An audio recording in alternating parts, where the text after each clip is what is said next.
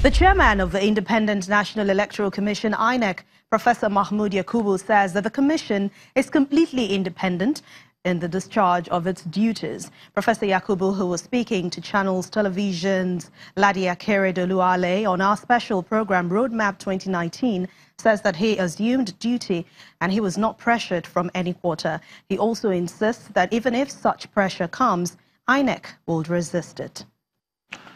The independence comes from the integrity of election managers. It's not necessarily drawn from statutory provisions. I have been under no pressure since I came here from any quarters to do what is wrong, and I will never do what is wrong.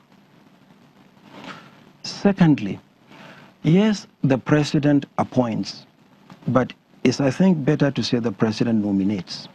If you look at the constitutional processes for appointing the commission, first, the president has to consult with the National Council of State. The National Council of State is made up of all the governors, serving presiding officers of the National Assembly, the former chief justices of the Federation, the former presidents and heads of state. So there is a process of consultation with Nigeria. Then it's submitted to the National Assembly, and the National Assembly screens the candidates and then submits their recommendations to the president, who swears the commission in. However, the process of removing the commission is also very clearly defined by law. Is by 2/3 majority of the two chambers of the National Assembly, or by way of resignation, voluntary resignation, or in the case of ill health, which is an obvious thing, by resignation by ill health. So I think there are sufficient safeguards in the law.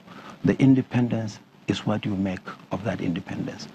But since I assumed duty on the 9th of November 2015, I have been under no pressure from any quarters at all.